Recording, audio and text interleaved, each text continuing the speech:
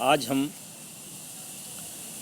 भर्तृहरि के नीति शतकम का पहला श्लोक अर्थात मंगलाचरण से नीति शतकम को प्रारंभ करेंगे। तो सबसे पहले किसी भी ग्रंथ को प्रारंभ करने से पहले उसका मंगलाचरण किया जाता है, मंगल आचरण किया जाता है। मंगलाचरण से अभिप्राय है कि कवि ये चाहता है कि मेरा ग्रंथ निर्विघ्न समाप्त हो। उसके लिए सभी महाकवियों ने अपने काव्य के प्रारंभ में, मध्य में या अंत में मंगलाचरण के श्लोक से अपने काव्य का शुभारंभ किया है।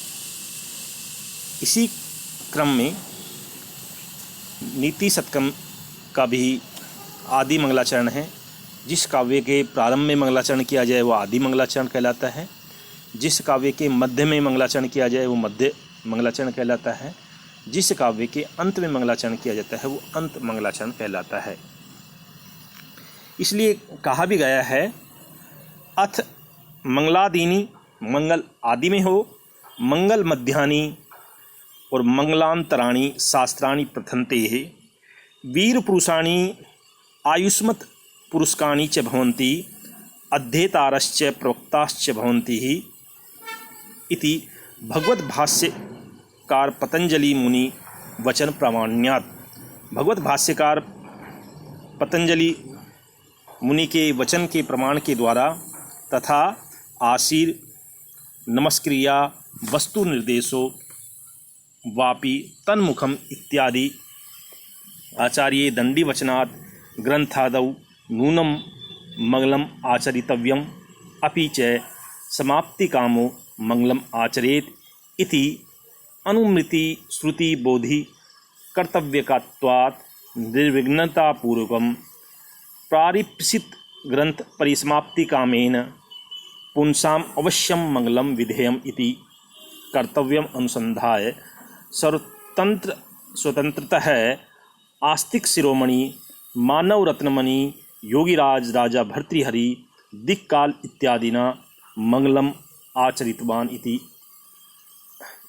इसी श्लोक में, इसी क्रम में भगवान महर्षि पतंजलि ने भी अब बताया है श्रीमद् भागवत भाष्य में, किसी भी काव्य के मंगल कामना के लिए प्रारंभ में, अंत में और आदि में तीन प्रकार से कहीं भी हम मंगलाचरण कर सकते हैं। इसी प्रकार भर्तृहरि ने भी मंगलाचरण से अपने काव्य को प्रारंभ किया है। उन्होंने क्या मंगलाचरण किया है ये बताएंगे। दिक्कालादौ छिन्नान्त चिन्मात्र मूर्तये स्वानुभूतिकमानाय नमः शांताय तेजसे। दिक्कालादि, अब इस श्लोक की हम अन्वय करेंगे। पहले पदच्छेद कर लेते हैं, फिर उसके बाद अन्वय करेंगे। दिक कालादि, यहाँ कालादि में यन संधि करके दिक कालादि अनवच्छिन्न। फिर हम यहाँ पर इसको अलग पद कर लेंगे। अनंत चिन्ह मात्र मूर्तये, यहाँ भी यन संधि हुई है। स्वानुभूति एक मानाय नमः शांताय तेजसे। इसमें परम ज्योति स्वरूप निर्गुण ब्रह्म नमस्कारम मंगलम आदौ करोति। दिक्कालादि, अब इसकी हम अन्वय करेंगे। दिक्कालाद्यव छिन्नांत चिन्ह मात्र मूर्तये स्वानुभूति एक मानाय शांताय तेजसे नमः। अब इसका हम व्याख्या करेंगे। दिशा है पूर्व पश्चिम उत्तर दक्षिणादि दिशा काला त्रयकाला भूत भविष्यत् वर्तमानः दिशस्य कालस्य इति दिक्कालः ते आदौ विद्यन्ते येषां ते दिक्कालादयः अनवच्छिन्ना अपरिमितः अनन्तः अनवच्छिन्ना अपरिमितः अनन्ता वा चिन्मात्रमूर्ति ज्ञानमयी मूर्ति यस्य तत् दिक्कालाद्यवच्छिन्नान्त चिन्मात्रमूर्ति तस्मै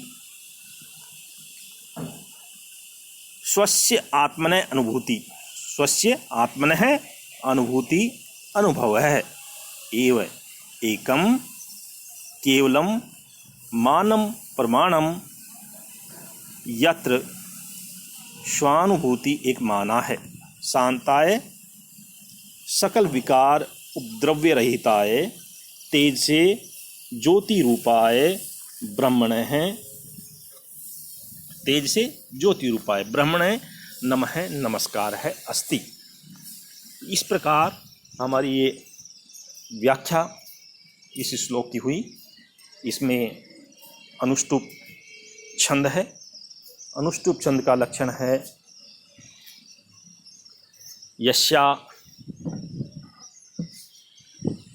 श्लोके षष्ठम गुरुवेयम सर्वत्र लघु पंचमम द्विचतुष्पादयोर्ह्रस्वम सप्तमम दीर्घम अन्ययो। श्लोके षष्ठम गुरुवेयम बताया है। श्लोक का छठा वर्ण सभी जगह गुरु होना चाहिए और पांचवा वर्ण सर्वत्र लघु पंचमम। पांचवा वर्ण जो है वो चारु चरण में लघु होगा। छठा वर्ण श्लोक के षष्ठम गुरुवेयम, छठा वर्ण चारों चरणों में गुरु होगा और पंचम वर्ण लघु होगा। द्विचतुष्पादयोर ह्रस्वम, दूसरे और चौथे पाद में, दूसरा और चौथा समपाद में जो सातवां वर्ण होगा वो ह्रस्व होगा और पहले और तीसरे में दीर्घ होगा। वो छंद अनुष्टुप छंद कहलाता है। इस अनुष्टुप छंद के बाद इस श्लोक का हम भाव देखेंगे।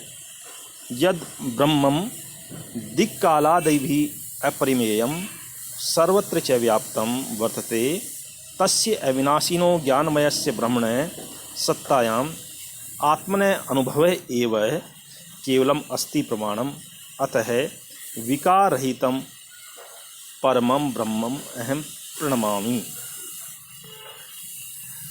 अहम प्रणमामि जो पूर्व पश्चिम आदि दिशा और भूत भविष्य आदि काल के द्वारा जो अपरिमेय अविनाशी तथा ज्ञानमय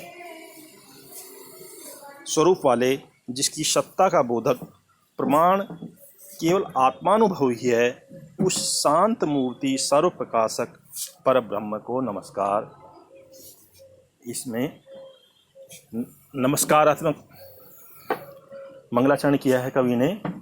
नमस्कारात्मक में इसमें उस शांत स्वरूप पर ब्रह्म को नमस्कार करके अपने काव्य का प्रारंभ किया है।